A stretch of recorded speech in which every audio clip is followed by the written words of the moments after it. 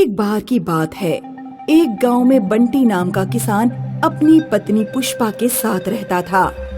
आ गए खेत से? आज तो आपके कपड़े बहुत गंदे लग रहे हैं। हाँ, आज खेत में बहुत काम था।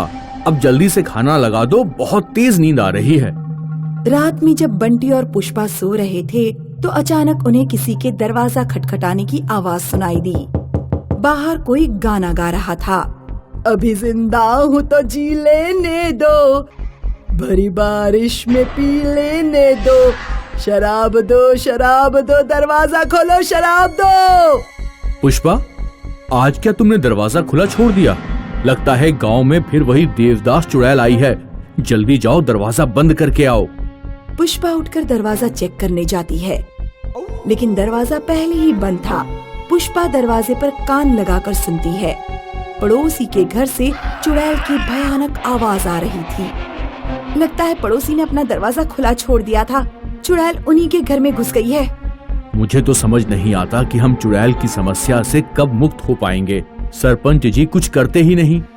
तभी अचानक चुड़ैल बंटी के घर का ही दरवाजा खटखटाने लगती है। दरवाजा खोल, शराब दे। देख, तेरे पड़ोसी ने शराब नहीं दी और मेरे कहने पर नाच करके नहीं दिखाया। मैंने उसकी गर्दन काट दी। अब जल्दी आ और शराब दे। पुष्पा, अब क्या होगा? ये चुड़ैल तो हमारे घर आ गई। आप डरिए मत, मैंने एक शराब की बोतल इमरजेंसी के लिए खरीद कर रखी थी। पुष्पा दरवाजे के नीचे से शराब की बोतल खिसका देती है। तब चुड़ैल बोतल लेकर चली जाती है। सुबह बंटी के पड़ोस के घर में मातम छाया हुआ था। चुड़ैल ने मेरे बेटे और बहू को मार डाला। अब कौन मुझे न्याय दिलाएगा? वो नाशपिटी चुड़ैल मेरे बेटे बहू को खा गए। बंटी और गांव के कुछ आदमी सरपंच के पास जाते हैं। सरपंच जी, आप कुछ करते क्यों नहीं? ऐसे कब तक हम उस देवदास चुड़ैल का अत्याचार सहते रहेंगे? गांव के लोगों को अपने अपने घर शराब की बोतलें रखनी पड़ती हैं। हमारे घर में खाने के लिए नहीं है, हम शराब की बोतल कैसे खरीदें? चिंता मत करो, आज रात उस चुड़ैल को हम मार डालेंगे। सब लोग रात में 12 बजे अपनी अपनी मशालें जलाकर चौपाल पर इकट्ठा हो जाना। उस रात गांव के लोग सोए नहीं और आधी रात को मसाले लेकर चौपाल पर आ गए। जय हनुमान ज्ञान गुण सागर, जय हनुमान ज्ञान गुण सागर, मेरी रक्षा करना। अभी तो भूतनी आई भी नहीं, अभी से तुम्हारी पतलून गीली होती जा रही है। गांव के लोग डरते डरते आकृति की तरफ बढ़ते हैं। अरे, ये तो चुड़ैल नहीं, ये तो गांव का शराबी भोला है। तभी कहीं दूर से किसी औरत के चीखने की आवाज आती है। बचाओ, बचाओ! गांव वाले जहां से आवाज आ रही थी उस दिशा में दौड़ते हैं। चुड़ैल ने 2 औरतों की गर्दन पकड़ रखी थी। नाच कर दिखाओ।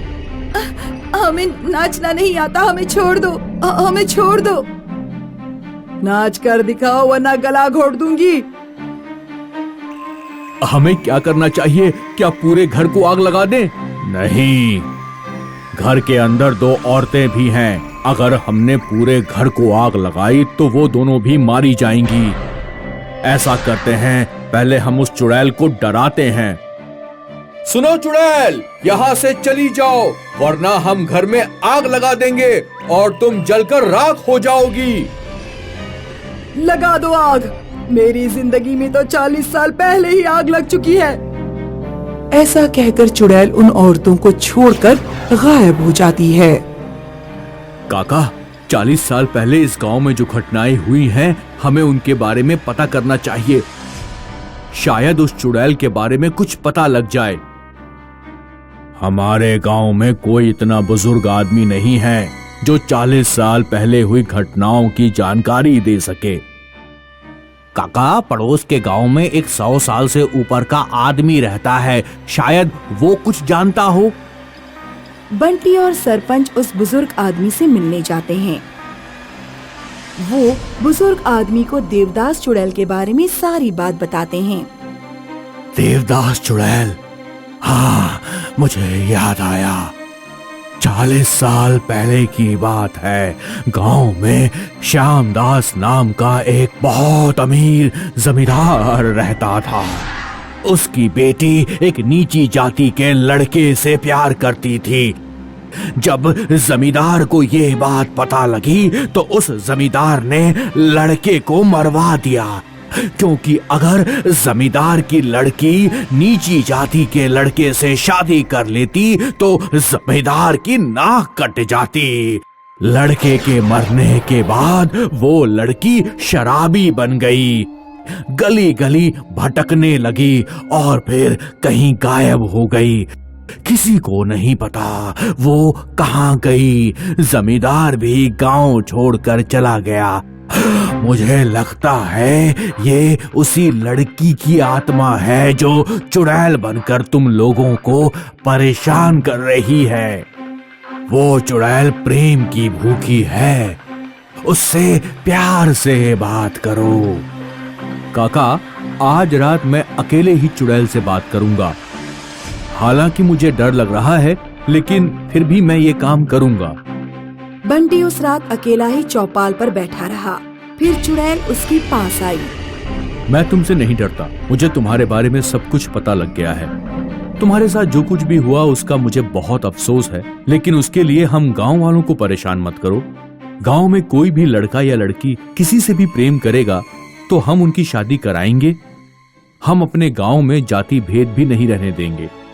अगर दो लोग आपस में प्रेम करते होंगे तो उनकी जाति देखे बिना उनकी शादी कराई जाएगी। काश 40 साल पहले भी लोग इतने ही समझदार होते तो मुझे चुड़ैल बनकर इस तरह भटकना नहीं पड़ता। तुम एक अच्छे इंसान लगते हो। मैं तुम पर भरोसा करके इस गांव से जा रही हूँ। ध्यान रखना, जैसी मेरी हालत हुई है वैसी किसी और की ना हो। ऐसा कहकर चुड़ैल गांव से हमेशा के लिए गायब हो जाती है। मनकापुर नाम का एक गांव था जो मुर्गी पालन के लिए जाना जाता था। गांव में रामपाल नाम का एक अंडे बेचने वाला अपनी पत्नी और बच्चों के साथ रहता था। रामपाल का बहुत बड़ा फार्म था। वो ट्रक में अंडे भरकर दुकानदारों के पास ले जाता था और उन्हें थोक के भाव में बेचता था। लो श्यामदास, 1000 रुपए हो गए तुम्हारे। रामपाल, बच्चे कैसे हैं तुम्हारे? मैंने सुना है कि तुम अपने बच्चों को कहीं से चुरा कर लाए थे। बच्चे मैंने चुराए नहीं थे, मुझे मिले थे। और तुम्हें मेरे बच्चों से क्या लेना देना? पैसे दो, मैं लेट हो रहा हूँ। रामपाल जब घर पहुंचा तो उसका बेटा अर्जुन रामपाल से बोला, पापा आज अंडे कितने रुपए में बिके? आज पूरे 5000 के अंडे बिके हैं बेटा। पिताजी, मेरे लिए इस बार एक मोटरसाइकिल खरीद कर दे दीजिए। पापा, अर्जुन को अगर मोटरसाइकिल दिला रहे हो तो मुझे भी एक स्कूटी दिला दो ना। अच्छा ठीक है, तुम दोनों को दिलवा दूंगा। कल मैं राकेश के पास जाता हूँ, वो मोटरसाइकिल एजेंसी में काम करता है। रामपाल अगले दिन जब जंगल के रास्ते राकेश के घर जा रहा था तो रास्ते में उसे कुछ अंडे पड़े हुए मिले। अरे, ये अंडे रास्ते में कहाँ से आ गए? रामपाल एक अंडा उठाता है, लेकिन अंडा छूटकर धरती पर गिरता है और फूट जाता है। अंडे से जहरीला धुआं निकलता है और रामपाल के चारों तरफ फैल जाता है। एक प्रेग्नेंट चुड़ैल रोते हुए वहाँ आती है और रामपाल को कोड़े मारने लगती है।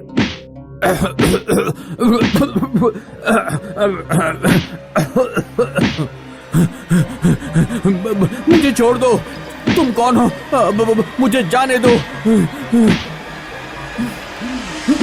नहीं छोड़ूंगी तुझे।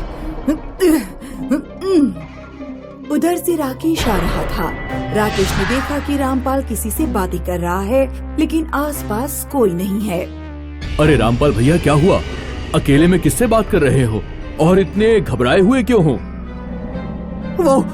वो चुड़ैल। तुम्हें चुड़ैल नहीं दिख रही क्या? कौन सी चुड़ैल? मुझे तो कोई चुड़ैल नहीं दिख रही। राकेश रामपाल को अपने घर ले जाता है।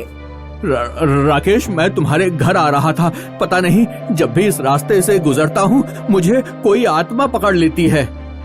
ऐसी बात है तो मैं एक तांत्रिक को जानता हूँ, उसका नंबर ले लो, जरूरत पड़े तो उसे बुला लेना। अब बताओ कि किस काम से घर आना हुआ। रामपाल राकेश से बात करने के बाद घर लौट आया। उस रात वो बहुत चिंतित था। क्या हुआ? क्या आज फिर कोई घटना हो गई? हाँ, वो भूतनी मेरे पीछे पड़ी हुई है। पता नहीं वो मुझसे क्या चाहती है। उस रात रामपाल और उसकी पत्नी जब सो रहे थे तो अचानक उनके ऊपर अंडे गिरने लगे। ये क्या हो रहा है जी? कमरे से भागो। दोनों कमरे से बाहर भागते हैं, लेकिन कमरे का दरवाजा अपने आप बंद हो जाता है। कमरे में एक भयानक चुड़ैल आती है। तुम कौन हो? क्यों हमारे पीछे पड़ी हो? हमने तुम्हारा क्या बिगाड़ा है?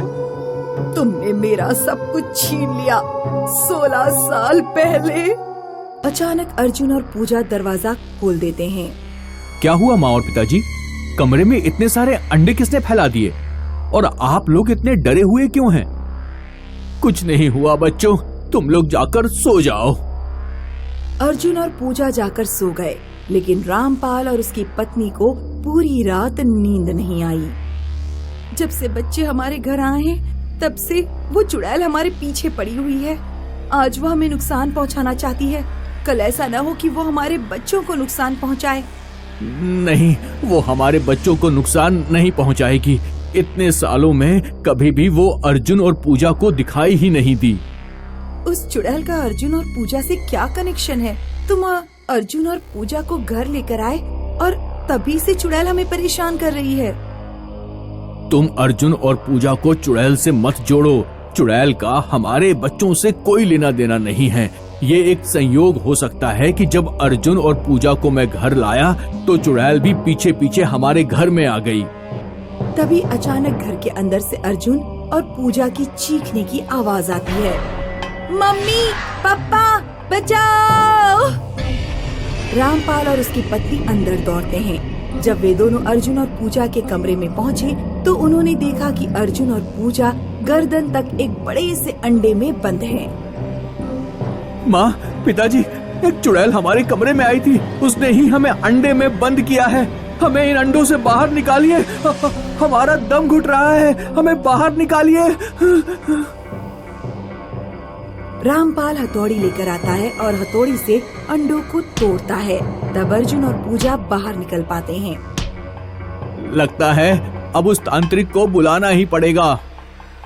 रामपाल तांत्रिक को बुलाता है और अपने घर में हवन करवाता है। ओम ह्रीं क्लीं, ओम ऐं ह्रीं क्लीं चामुंडाय विच्चे, ओम ऐं ह्रीं क्लीं चामुंडाय विच्चे। कौन है तू?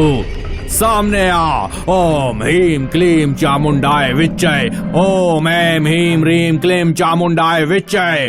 तू सामने आ। क्या बिगाड़ा है रामपाल ने तेरा? क्यों इसे परेशान कर रही है? 16 साल पहले जंगल से इसने मेरे अंडे चुराए थे। ये दोनों बच्चे उन्हीं अंडे में से निकले हुए हैं। दुनिया वालों को ये रामपाल बताता है कि ये बच्चे जंगल में पड़े हुए मिले थे। तुम कहना चाहती हो कि दोनों अंडे तुम्हारे थे? हाँ, वो अंडे मेरे थे। हम चुड़ैल सीधे बच्चों को जन्म नहीं देते, अंडे देते हैं। मुझे अपने बच्चे वापस चाहिए। तुम्हारे दोनों बच्चे यहाँ सुरक्षित हैं। हमने इन्हें बड़ा किया, हम इन्हें प्यार करते हैं। इन्हें हमसे मत छीनो। मैं अपनी माँ और पिताजी के साथ रहना चाहता हूँ। और मैं भी।